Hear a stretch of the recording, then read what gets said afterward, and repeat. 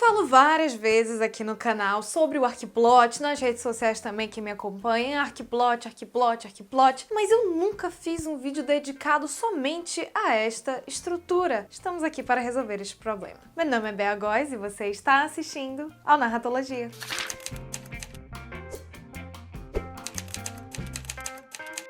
Início deste ano, fiz aqui no canal uma semana dedicada exclusivamente à jornada do herói. Depois você dá uma olhada aqui, tem a playlist prontinha para você assistir. A jornada do herói, como eu explico em todos esses vídeos, foi uma estrutura desenvolvida por um cara chamado Joseph Campbell. E muitos consideram Campbell como um dos grandes fundadores dos estudos sobre narrativa audiovisual, porque ele pega estruturas que o Aristóteles definiu lá em 3 a.C.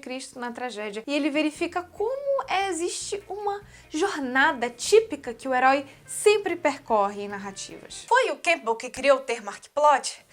Não exatamente. Campbell foi o cara que iniciou os estudos sobre jornada arquetipal. Campbell criou o monomito. Acalma esse pequeno gafanhoto, eu vou já explicar todos esses termos para você. Em seguida, a gente teve o Sid Field nos anos 70, que criou uma estrutura de 3 atos, se inspirou um pouco ali no Campbell. Foi só nos anos 90 quando Christopher Vogler pegou a estrutura do Campbell e de fato viu como isso estava presente em narrativa audiovisual, e daí uma que, no final dos anos 90, criou o termo Arquiplot. Agora a gente vai entender o que é cada um desses termos e o que significa exatamente Arquiplot. Antes disso, você se inscreve nesse canal, porque aqui nesse canal, o que eu te faço? Eu te tiro do mundo sombrio da ignorância da narrativa, do mundo que acha que escrever roteiro é achismo, e eu te trago para o mundo da luz. É por esse motivo que você deve se inscrever nesse canal.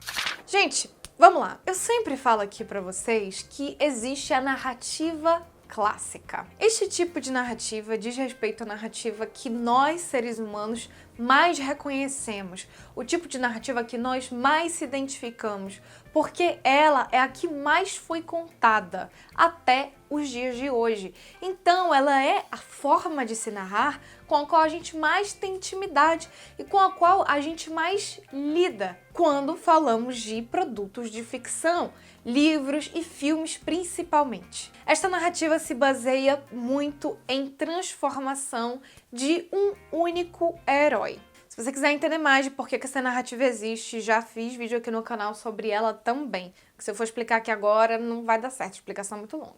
Mas vocês precisam saber que a narrativa clássica, ela prevê que um único herói se transforma. Esta narrativa prevê vários outros elementos no que diz respeito à estrutura, à forma como esta transformação deve ser contada. O Joseph Campbell chamou esta narrativa de monomito. Mono significa um. Mito, do grego antigo, significa enredo. Assim, por alto. Pode ser enredo, trama, mas enredo. Vamos lá. Ou seja, o enredo de uma pessoa. Por isso que é muito traduzido como jornada do herói. Mas o termo técnico mesmo que o Joseph Campbell usa no livro é monomito. E como foi que o Joseph Campbell encontrou essa jornada do herói, né? Como que ele disse que haviam todos aqueles passos que precisavam ser seguidos para representar uma jornada? Fora todo o estudo psicológico que ele foi fazer. Aliás, se você quiser um estudo psicológico da jornada do herói, coloca aí embaixo com a hashtag Bea Psicologia, que daí eu faço um vídeo.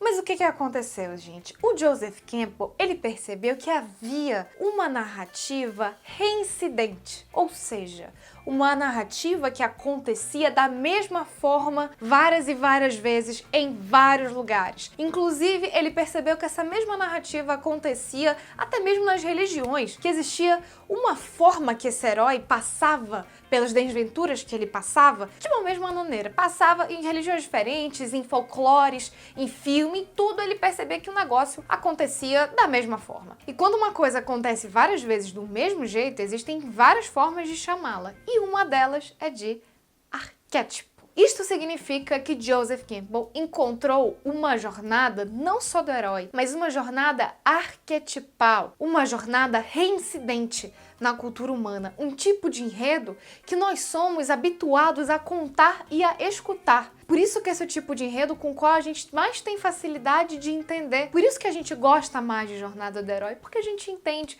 porque a gente se identifica, porque a gente já escutou várias vezes. E o ser humano, ele gosta daquilo que é familiar pra ele, ele gosta daquilo que ele entende. Só que daí, meu povo, né, o que é que foi acontecendo, né? Obviamente, o conceito foi se aprimorando, o conceito foi melhorando. No início do vídeo citei um monte de teórico que contribuiu aí pro monomito, e eis que chegou o McKee nos anos 90, né, e ele vai com esse termo arcplot. Agora, adivinhe só de onde vem o arc, de arcplot. Não vem de arco, minha gente, vem de arquétipo, exatamente.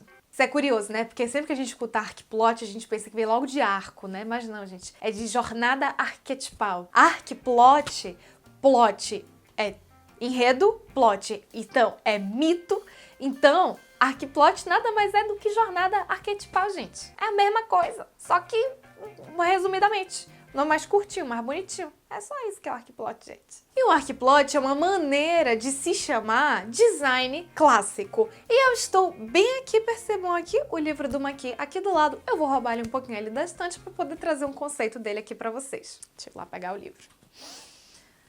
Nossa, muito longe, muita distância. Pronto, peguei o livro.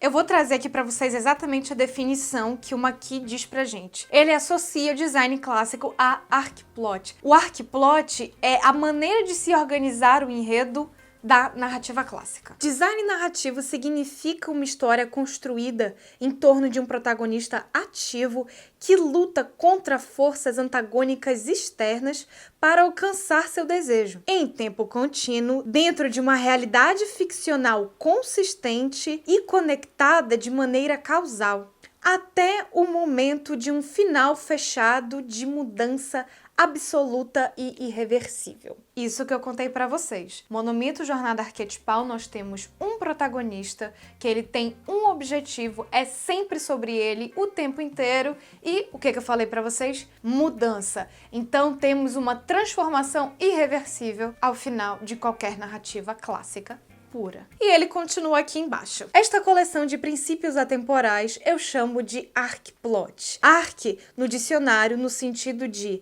eminência sobre outros do mesmo tipo. Ou seja, ele indica pra gente que o arcplot é soberano em relação a todas as outras formas de narrar, exatamente pelo motivo que eu tava explicando pra vocês. É a forma que é mais familiar pra gente, é a forma com a qual a gente se identifica com mais facilidade. E aí é que vem, gente, o ouro da nossa conversa, o ouro do nosso vídeo de hoje. O McKee vai dizer pra gente que este arcplot é constituído de 5 pontos principais. Então, diferente do Vogler, que traz pra gente 12 passos, e do Joseph Campbell, que trouxe 17 passos da jornada do herói, o McKee traz pra gente 5 elementos que precisam ter na sua história para formar o arcplot. 5 pontos da narrativa que compõem essa estrutura. Por isso que eu, pessoalmente, gosto mais de usar o arcplot do que os passos da jornada do herói, porque eu sinto que esses 5 passos nos dão mais liberdade e uma compreensão melhor da história do que os 12 passos. A gente fica muito restrito nos 12 passos. E no mesmo livro, Story, McKee traz pra gente quais são estes 5 elementos que nós precisamos ter para fazê-lo de fato ser um arcplot. A história é um design em 5 partes: o incidente incitante, complicações progressivas, crise, clímax e resolução. A partir desse momento, voltamos uma aqui para a estante para eu poder explicar esses 5 pontos para vocês. Vou filmar aqui. Pronto, do lado do Zezé e do meu Triforce. Bonitinho.